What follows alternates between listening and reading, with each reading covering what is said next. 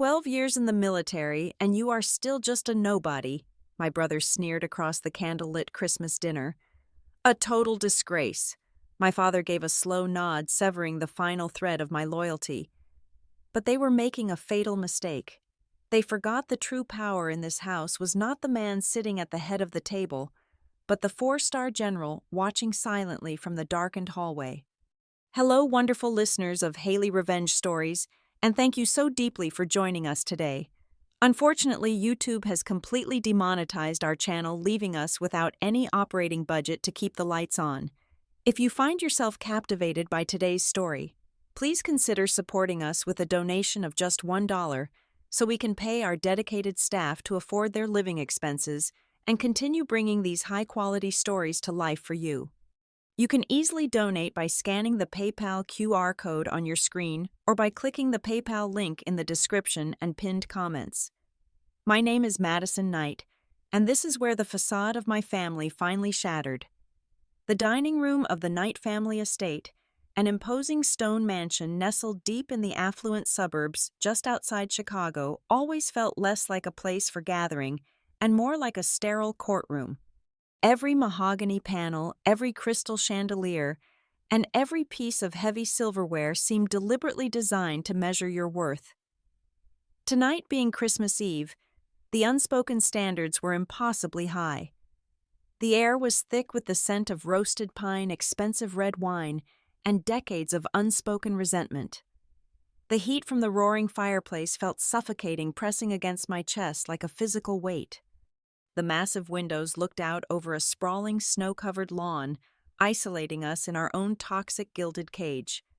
I sat perfectly still, my posture straight, a stark contrast to my older brother Julian. Julian was the golden boy of the family, a venture capitalist who wore his arrogance as effortlessly as his custom-tailored Italian suits. His hair was slicked back flawlessly, his smile a practiced curve of perfectly white teeth that never actually reached his cold, calculating eyes. He thrived in this environment, basking in the glow of the flickering candles and the manufactured prestige he had built around himself. To the outside world, he was a massive success story. To me, he was a hollow shell. I, on the other hand, had spent the last 12 years operating strictly in the shadows, far away from the cameras and the country club dinners.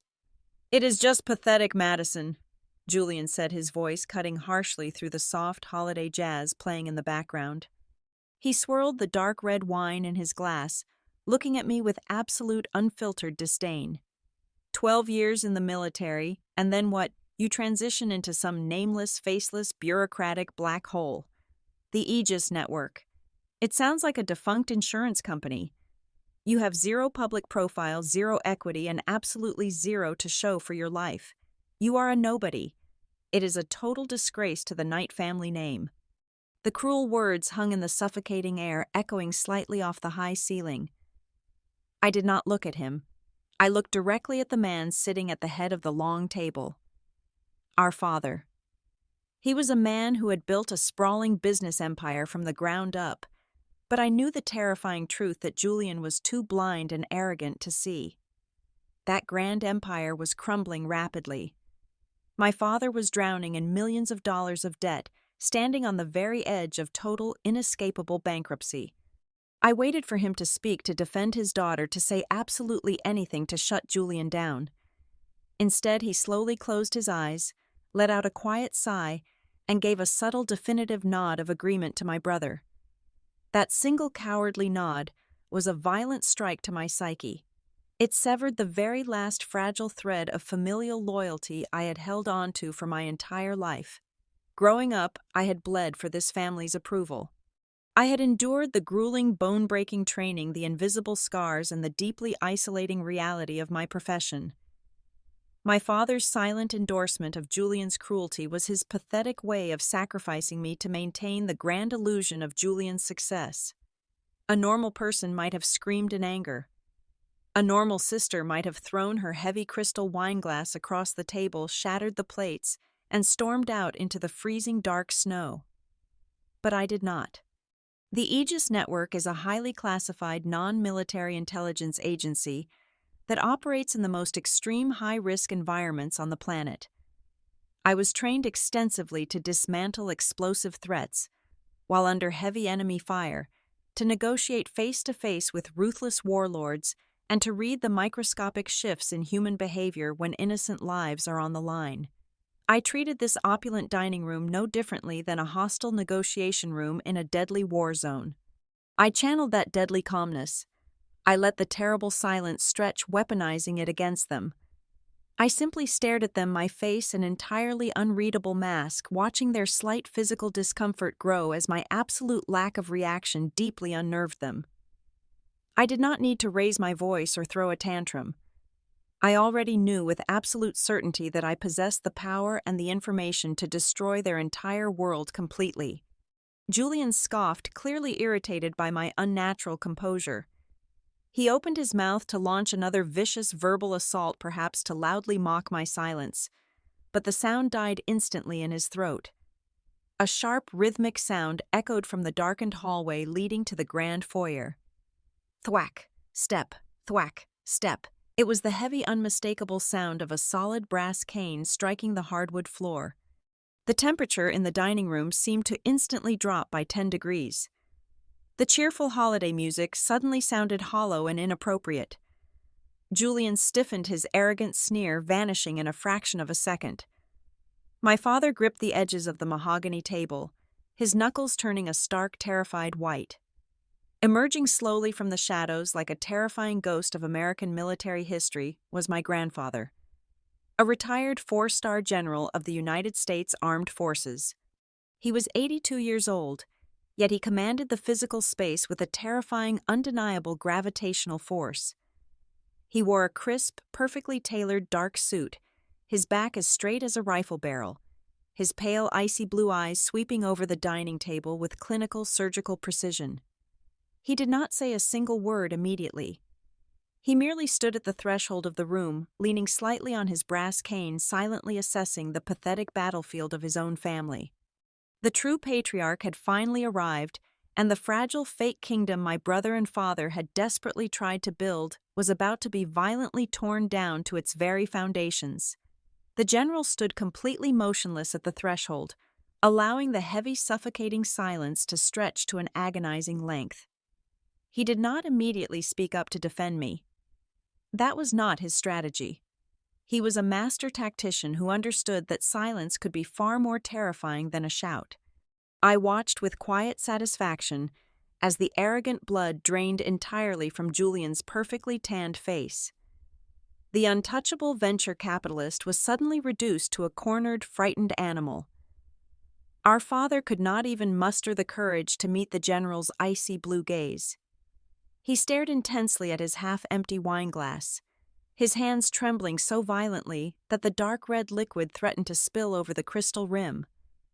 They were utterly terrified.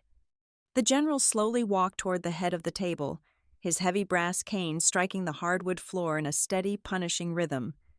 "Dinner is over," he stated, his voice a low, gravelly command that required absolutely no physical force to ensure absolute compliance. "Madison, join me in my study immediately."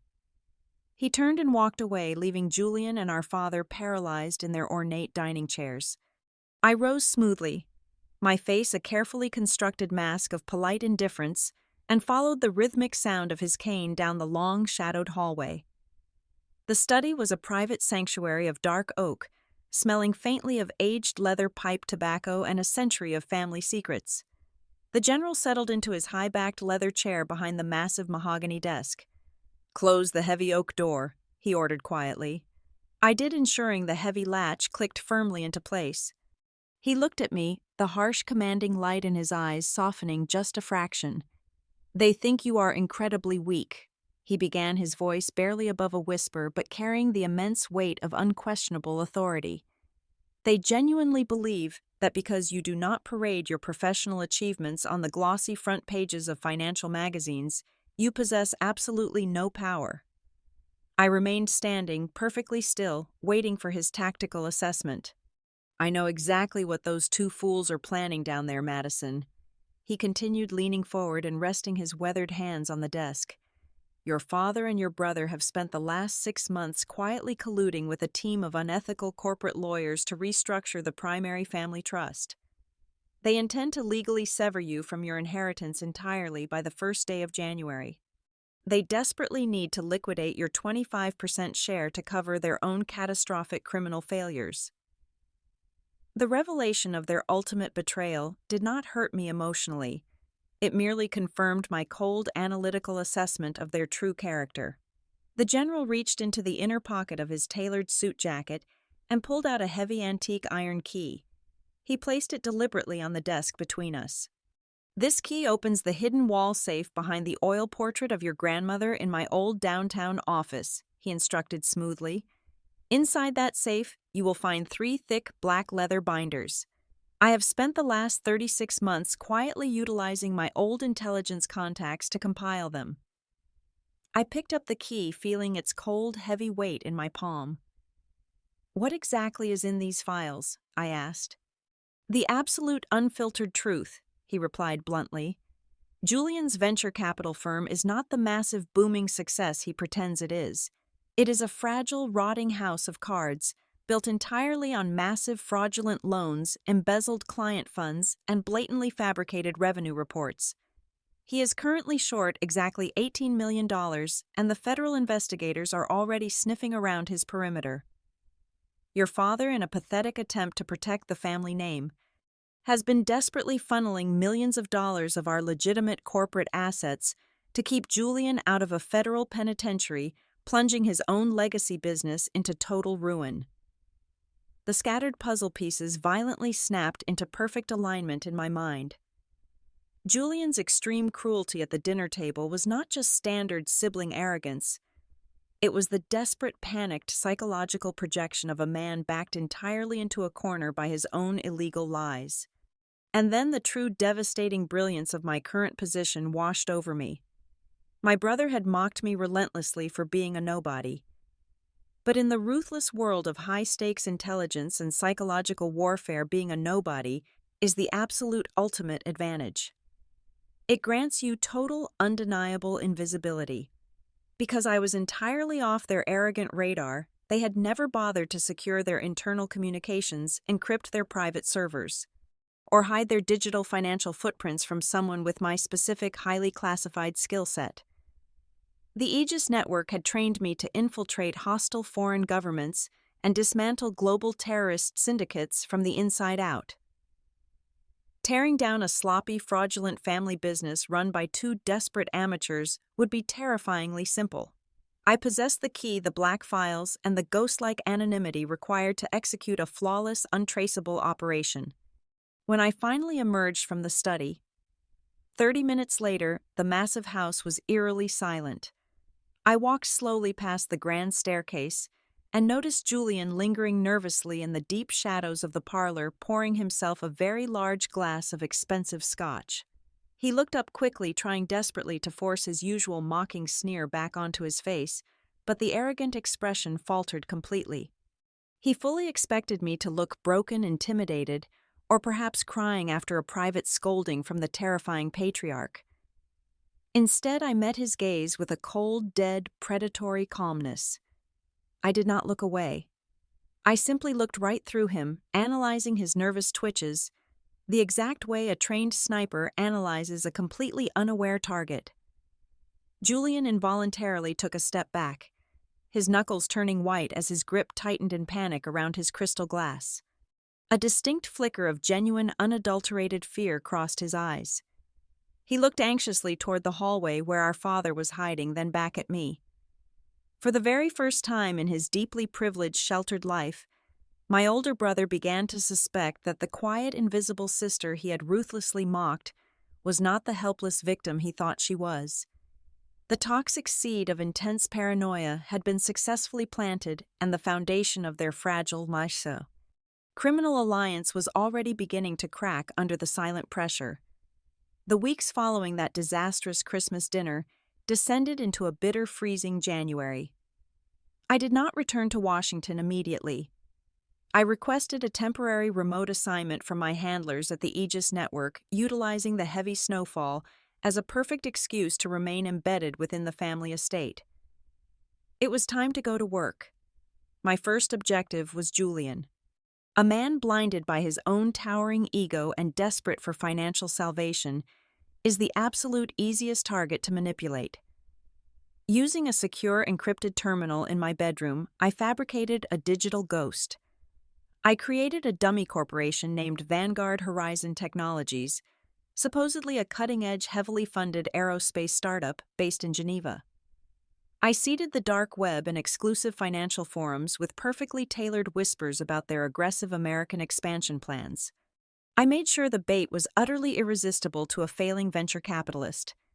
Within 48 hours, Julian had eagerly swallowed the hook. I monitored his unsecured email traffic as he desperately reached out to the fake company offering his firm as their primary American investment vehicle. He was completely oblivious to the fact that the elusive European billionaire he was trying to impress was actually his sister sitting 3 rooms down the hall. While Julian was busy chasing a phantom, I turned my attention to our father. His manufacturing empire was bleeding out rapidly, and his desperation made him incredibly reckless. I knew he regularly snooped through the mail and documents left on the antique credenza in the grand foyer. One evening I deliberately left out a heavily redacted, classified-looking dossier that I had expertly mocked up. It detailed a supposedly impending, highly lucrative government subsidy for domestic lithium processing facilities. It was a complete fabrication of financial dead end. 2 days later, my monitoring software alerted me that my father had frantically diverted over $3 million from his company's severely depleted emergency payroll fund to purchase useless abandoned processing plants in Rust Belt states. He thought he was outsmarting the market and saving his legacy. In reality, I had just handed him the shovel to dig his own corporate grave. With their attention entirely diverted by their own greed, I moved to secure the ultimate leverage. Late at night, while the massive house slept, I bypassed the primitive security system on my father's private office computer. What I found hidden in his securely locked folders made my blood run cold. It was far worse than simple corporate mismanagement. In a desperate bid to secure massive high-interest loans from unregulated shadow lenders, my father had committed blatant federal fraud. He had forged our grandfather's signature. He had illegally pledged the 4-star general's untouchable military pension. His pristine reputation and several historically protected family properties as collateral to violent, unforgiving creditors. I quietly downloaded every single promissory note, every forged signature, and every terrifying email exchange onto an untraceable encrypted drive. The psychological pressure I was applying silently began to manifest physically in both of them. My father called a mandatory family breakfast on a bleak Sunday morning. The tension in the sunroom was incredibly thick. Julian, riding high on the false hope of his impending deal with Vanguard Horizon, was acting exceptionally smug. He proudly announced that he was on the verge of closing a $50 million acquisition that would save everyone and secure his position as the head of the family trust. I sat quietly sipping my black coffee, offering a polite, chilling smile. "Are you absolutely certain about the liquidity of their holding company, Julian?" I asked, my tone completely conversational yet surgically precise. "I heard that the Geneva regulatory authorities are extremely aggressive regarding foreign equity transfers right now. It would be a terrible shame if your non-refundable escrow deposit simply vanished into a jurisdictional black hole." Julian stopped chewing his toast. His arrogant smile froze instantly. He stared at me, his mind desperately trying to process how I could possibly know the highly confidential exact terms of his private negotiations. I did not issue a single threat. I simply took another slow sip of my coffee, watching the paralyzing seed of absolute doubt take deep root in his eyes. The true breaking point for Julian arrived 4 days later at the annual Chicago Winter Solstice Charity Gala. The grand ballroom was a sea of expensive tuxedos and diamond jewelry.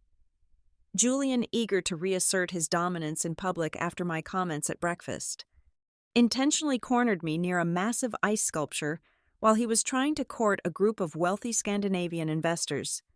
"My sister here works in government paperwork. Julian laughed loudly, making sure the investors heard him.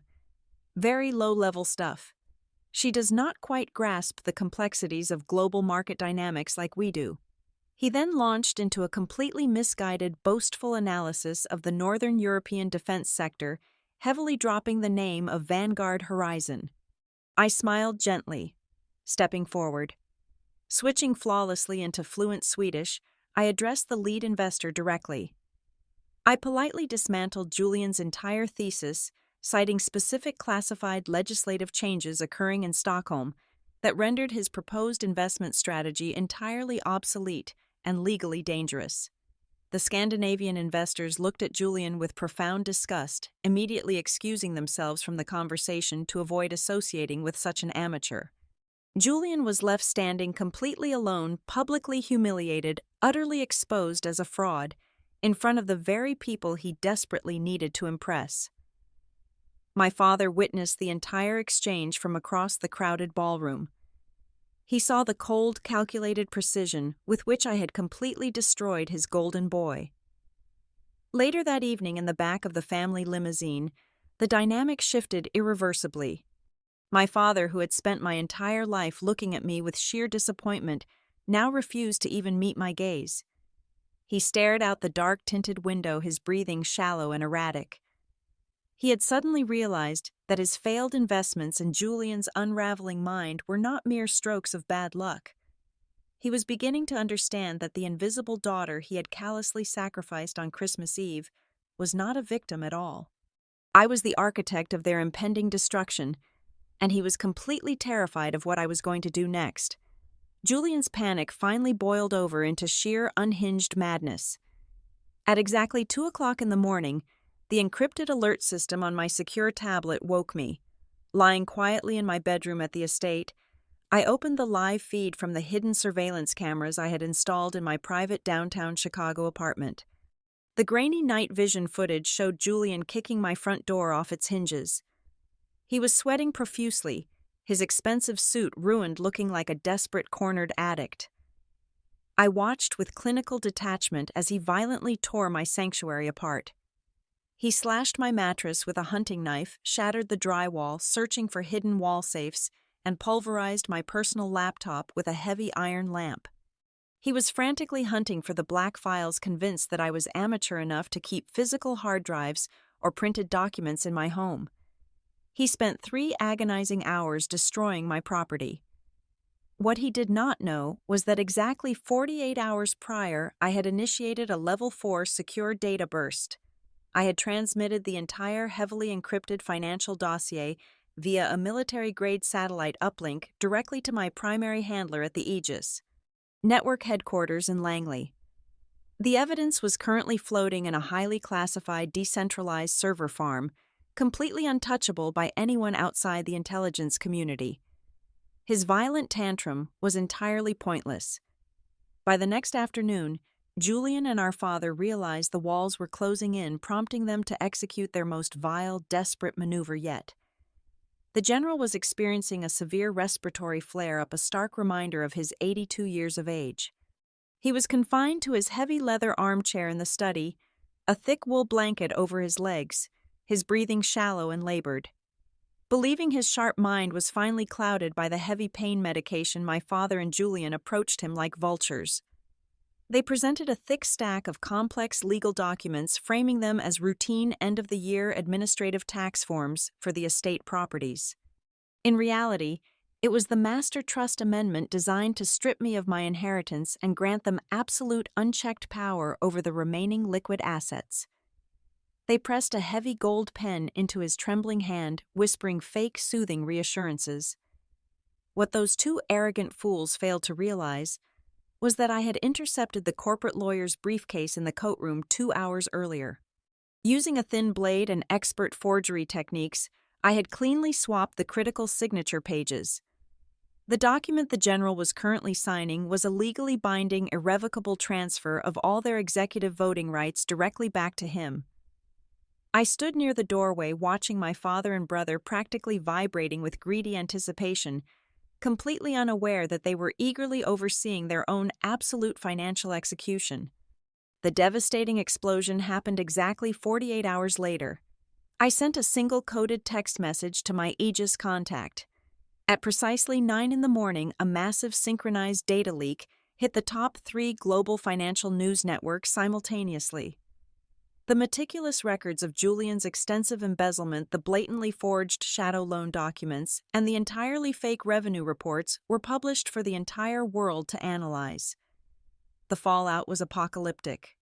By 12 noon, the stock of my father's legacy manufacturing empire plummeted by an astonishing 68%. The massive television screens in the estate living room blared the breaking news of a looming massive federal grand jury investigation. The house descended into total chaos. The phones rang continuously, echoing off the high ceilings like a fire alarm. Julian was pacing the Persian rugs like a trapped rat tearing at his hair, screaming obscenities into his phone as he received word that his venture capital firm was currently being raided by federal agents. Our father collapsed onto the sofa, clutching his chest, watching his lifetime of work evaporate into thin air in a matter of hours. However, the white-collar legal fallout was not the most immediate physical danger. Julian's desperate, unregulated borrowings had attracted violent, unforgiving predators. That evening, the temperature dropped below zero. As I stepped out into the freezing, dimly lit underground parking garage of the estate to retrieve a secure communication device from my vehicle, 2 massive, heavily armed men suddenly blocked my path. They stepped out from behind a concrete pillar wearing heavy leather jackets over bulky tactical vests. They smelled strongly of stale cigarette smoke and violent desperation. These were the shadow lenders Julian had secretly defrauded, and they were looking to collect their $7 million by any brutal means necessary.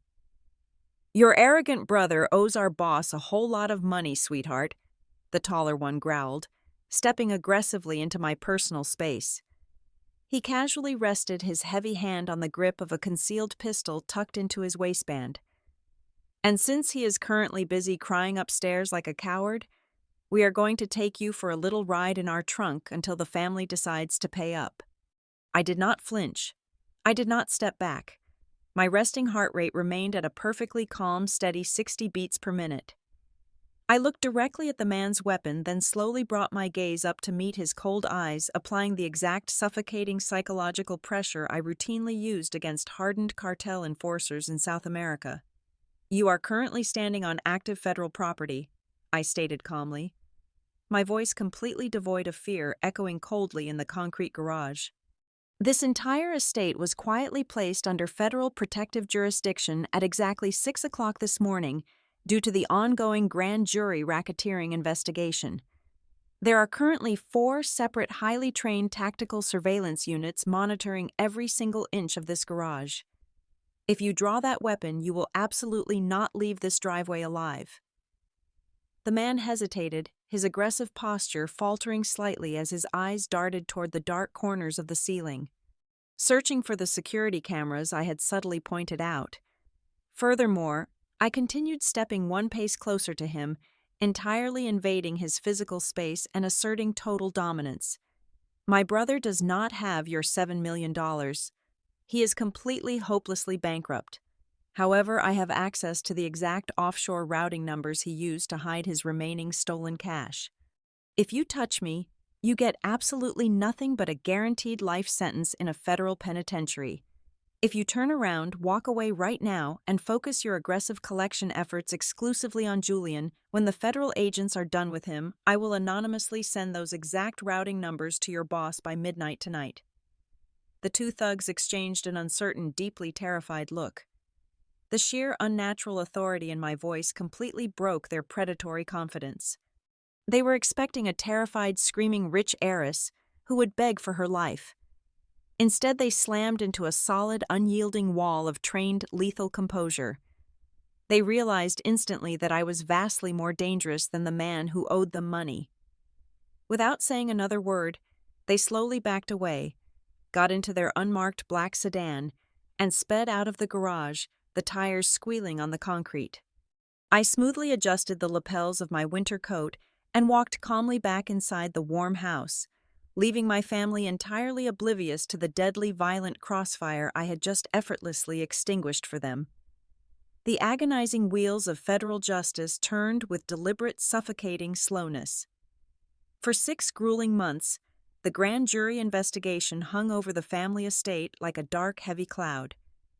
By the time the sweltering heat of early July rolled across the Chicago suburbs, the psychological toll was undeniably evident on my father and brother. Yet in a final staggering act of pure delusion, Julian refused to cancel his highly anticipated annual Independence Day gala. He desperately believed that throwing a lavish $1 million party would somehow project an image of untouchable stability to his remaining deeply skeptical investors. It was the desperate, pathetic flailing of a drowning man trying to convince the world he was merely swimming. The sprawling back lawn of the estate was transformed into a sickeningly opulent playground. Hundreds of glowing paper lanterns hung from the massive oak trees. Waiters in pristine white tuxedos carried silver trays of expensive champagne and imported caviar. A live jazz band played softly on a temporary wooden stage, struggling to drown out the tense, hushed whispers of the hundreds of wealthy guests. I did not wear my usual understated, invisible attire.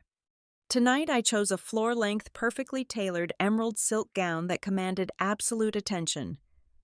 When I stepped out onto the grand stone terrace overlooking the party, I did not merely walk. I glided with the cold, undeniable authority of a queen stepping onto her conquered battlefield. My presence sent an immediate visible shockwave through Julian and our father.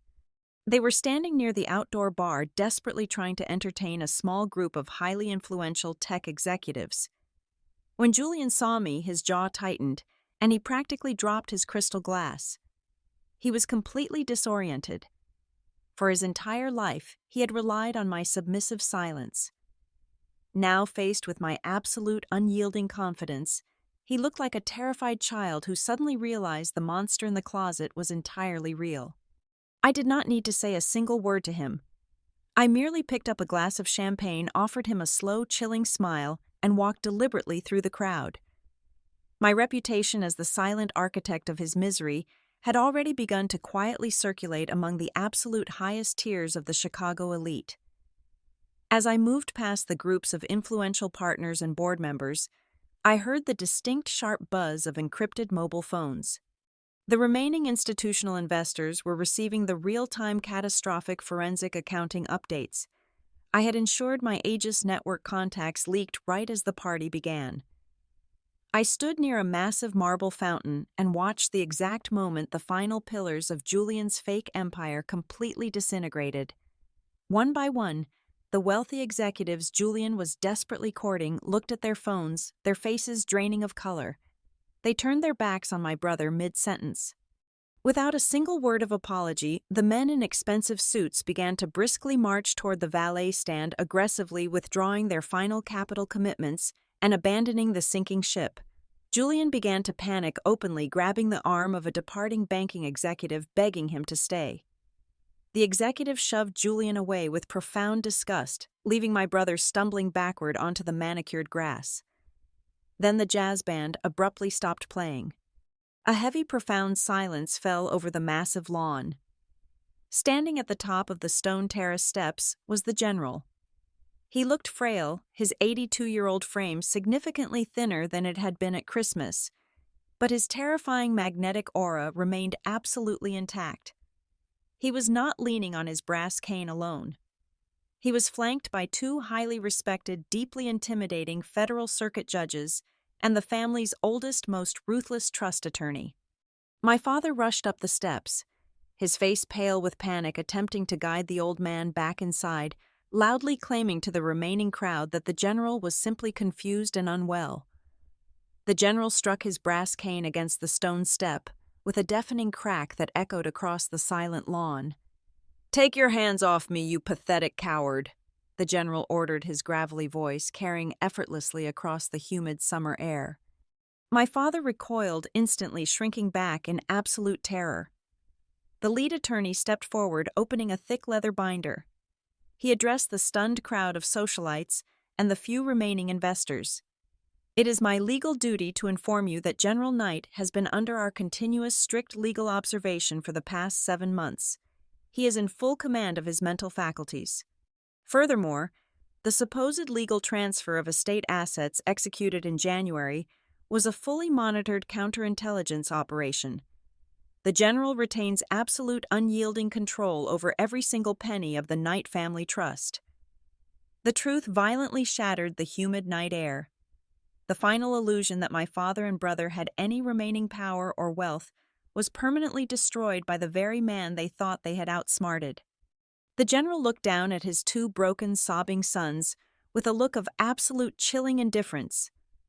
I remained standing quietly in the shadows near the marble fountain, perfectly still.